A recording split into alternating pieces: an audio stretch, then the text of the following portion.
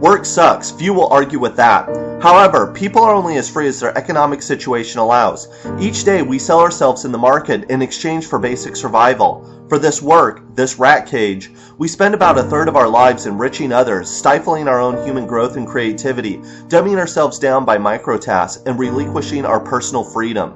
The repetition, humiliation, and dehumanization of our system begs the question, why? There must be a better way. I call for the transformation of the workplace. The first step is to implement a tested alternative to our system of production, worker self-management. In my next video, I'll discuss other transformations, what some call the abolition of work. Change cannot take place on a superficial level. Change must reach into the institutions that cultivate and shape who we are. We have to examine the underlying structures that ultimately produce and express the society we live in. These structures and institutions help cultivate the way people live, think, act, socialize, and whether individuals develop wealth or live in poverty. The success of an institution is measured by the level of participation of the individual actors. The more self-interest one has in the institution's outcome, the more energetically they participate. They are more likely to put in much more time, effort, and passion into the institutions if they stand to gain something from it. The modern business institution is defined by a continued acquisition of ever more money and power. We might at some point have asked ourselves what we would do in exchange for $10 million. The answers vary, of course. While I do not consider myself a materialistic person, I have to admit that I'd probably commit some terrible crimes for this ultimate prize. The good thing is, I never asked this question. However, this is exactly what they are talking about when the leaders of business face tough decisions. They answer this question daily. They answer it with working conditions, by exploiting environmental disasters, by the influence of government and media, outsourcing, and sometimes even promoting war and death. Our largest institution actually increases criminal pursuits and maximizes immoral behavior. Not only does centralizing power foster immoral behavior, but it also creates inefficiencies and has been shown to be highly unproductive and bureaucratic. The use of central planning by the Soviets demonstrates what happens when power is concentrated into the hands of an elite. The corporation and modern-day business have a lot in common with Stalinism.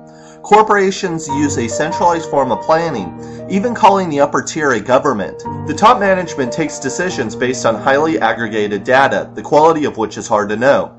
The management then suffers from an information and knowledge deficiencies, while the workers below lack the sufficient autonomy to act to correct the inefficiencies, as well as the incentive to communicate accurate information and act to improve the production process. Therefore, inefficiencies become magnified because the few cannot know the needs and wants of an entire population. One way to resolve these deficiencies is by rearranging our institutions to allow for worker self-management. Under this system, all the workers are the owners and the operators of the workplace. Every employee has equity in the workplace and an incentive to see their own enterprise do well. Under workers' control, employees have a say over their own environment and hence their own lives. Because every worker is an owner, major decisions are made by democratic action. One worker, one vote. Power does not flow from the top down. Instead, power is equally shared among all the employees. To have a democratic workplace is not to say that every minor decision is made by the group. Most workers would carry out their regular jobs, but when everyone is affected by a problem, they all work together to negotiate a solution amongst themselves. Because every employee is a manager and an owner, they need to use their own ingenuity, intelligence, and creativity to run their own enterprise. The mechanisms of self-management facilitates the natural unfolding of these positive human attributes. At the same time, a feedback loop is created that maximizes these results. Over time, workers predictably become more intelligent and become more willing to use all of their human faculties in the process of self-management and production. People who are invested in the success of the enterprise will balance their need to have a decent work atmosphere with the effect on overall production. Obviously, nobody wants to carry out the same monotonous task, so jobs like these would be distributed or automated. The workers would share a variety of jobs from manual to more intelligent labor. This doesn't mean that specialization would be eliminated.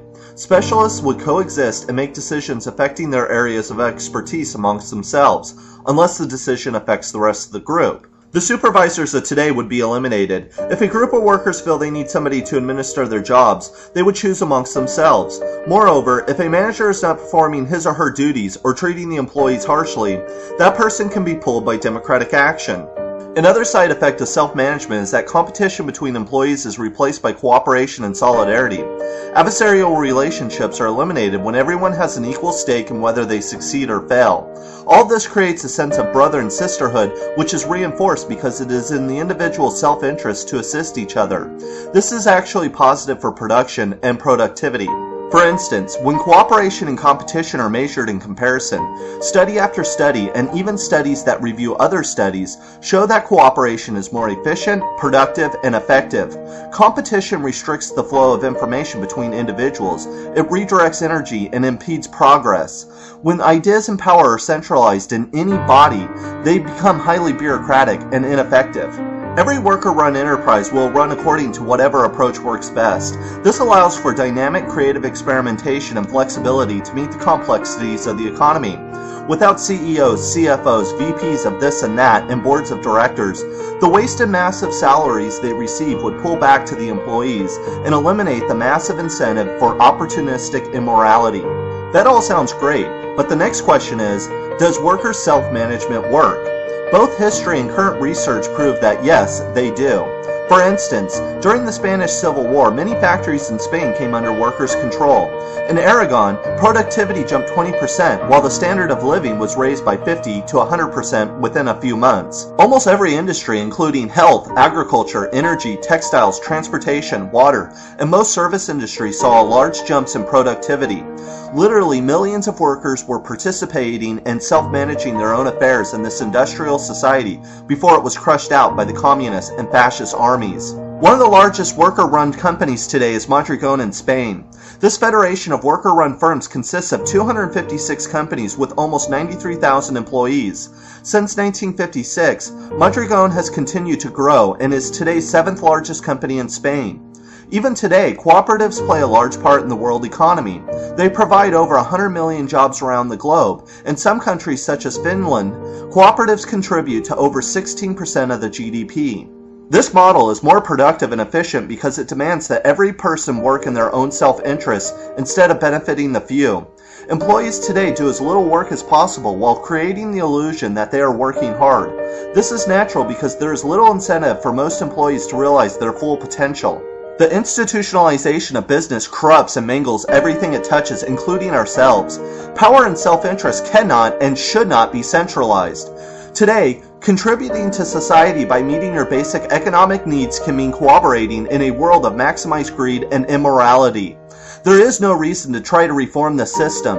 Today, the modern business and corporation suffers from the same psychosis and inefficiencies as Stalinism. Most industrialized countries have been smart not to follow the Soviet course directly. However, they've handed centralized power to the hands of modern-day business. The incentive to act immorally is too great for any small collection of people to have. That is why power must be completely decentralized and returned to the rightful owner, the individual. We have a workable alternative. Employees should be the managers of their own work, their own surroundings, and their own lives. Self-management is possible and the first step to deconstructing the absolutely dysfunctional nature of our society. Worker self-management maximizes cooperation, critical thinking, creativity. It demands people to take control of their lives and their surroundings. It does this not by assuming people are selfless beings, but assumes people will follow their own self-interest and thereby produce and maximize these positive results. The whole system of worker self-management therefore helps to produce a society of decent, intelligent, and responsible people.